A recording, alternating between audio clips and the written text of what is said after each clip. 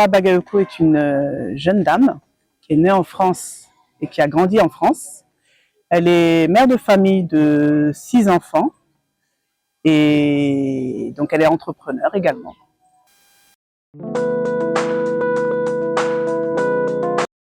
Mon parcours, donc j'ai évolué dans le métier de la banque pendant près de 22 ans.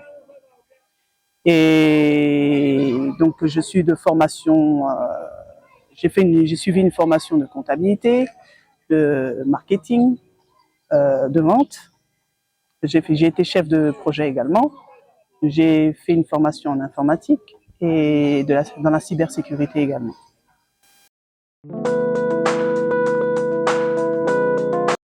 La raison de mon séjour au Mali, donc je suis venu mettre en place mon projet, qui est le projet de la conciergerie de luxe à Bamako, donc pour permettre nos entreprises de se développer plus rapidement et également faciliter leur vie au quotidien.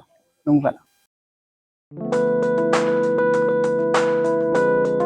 Ziraba Prestige est une conciergerie de luxe. Donc une conciergerie, c'est une société de prestation de services donc, qui évolue sur plusieurs domaines. Donc nous avons la prestation de services au quotidien, donc c'est-à-dire le quotidien des entreprises, que ce soit pour s'occuper des courriers, c'est-à-dire le coursier s'occupe d'acheminer les courriers.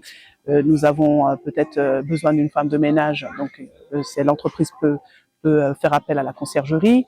Ils ont besoin, par exemple, d'acheter quelque chose à l'étranger, par exemple un sac à main de luxe, quelque chose comme ça, ou encore une voiture. Donc la conciergerie peut intervenir pour faciliter justement la tâche de cette personne.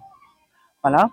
Et nous avons beaucoup de choses derrière. Donc nous accompagnons les particuliers, nous accompagnons les entreprises, nous accompagnons l'administration, nous accompagnons aussi les chefs d'entreprise et aussi les hommes d'affaires. Ziraba Prestige aussi est spécialisé dans le domaine de l'événementiel, organisation de colloques, de séminaires, tout ce qui touche le professionnel.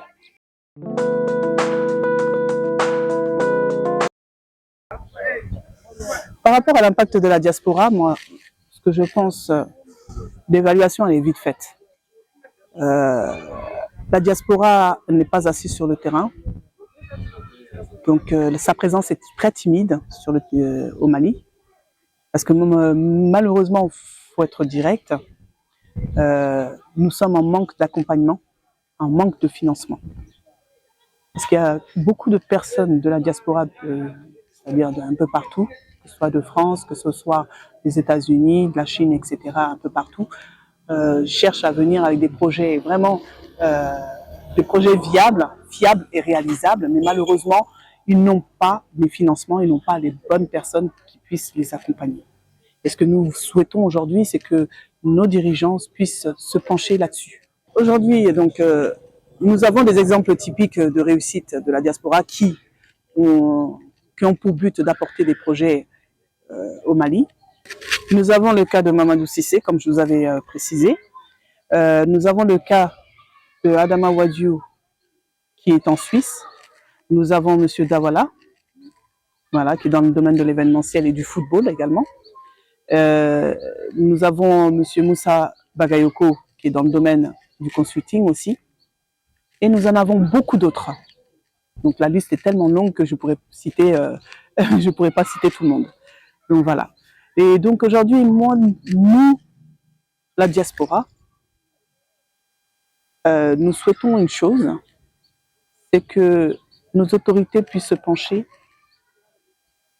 sur les diverses solutions à apporter pour pouvoir permettre à la diaspora de venir apporter son soutien au pays. Comment travailler ensemble, comment trouver les financements. Voilà, c'est surtout ça.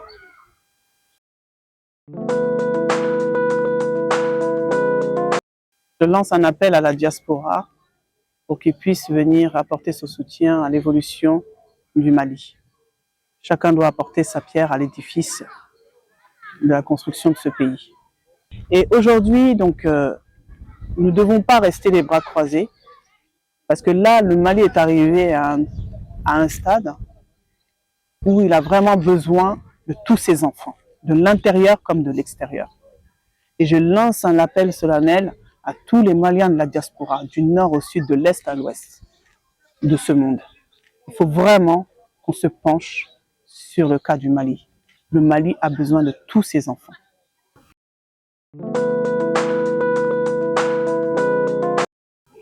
Lancer un appel à nos autorités. Il faudrait que nos autorités se penchent sur nos talents qui sont à l'extérieur. Ce sont des pépites. Des pépites d'or que l'on doit garder jalousement et qu'on doit récupérer. Parce qu'aujourd'hui, l'Europe est en train de récupérer tous nos talents. On est en train de perdre notre matière grise, on est en train de perdre nos cerveaux. Il faudrait tous les récupérer. Et je souhaite également remercier toutes nos institutions, telles que le ministère des Maliens de l'extérieur, pour son accompagnement, pour son suivi des Maliens, de l'intérieur comme de l'extérieur. Je souhaite également remercier toutes les associations maliennes, dont le Haut Conseil des Maliens de l'extérieur. Et je souhaite remercier en particulier M. Habib Silla par rapport à ce qu'il fait au Mali et aussi à l'étranger. Je souhaite tout d'abord remercier Madlid de m'avoir choisi en tant que représentante à l'international de cette structure. Parce qu'aujourd'hui, nous avons besoin de reconnaître nos talents à l'extérieur et les diverses réussites qui ont œuvré pour le Mali. Parce que nous n'avons pas assez sorti des noms, nous n'avons pas assez travaillé là-dessus.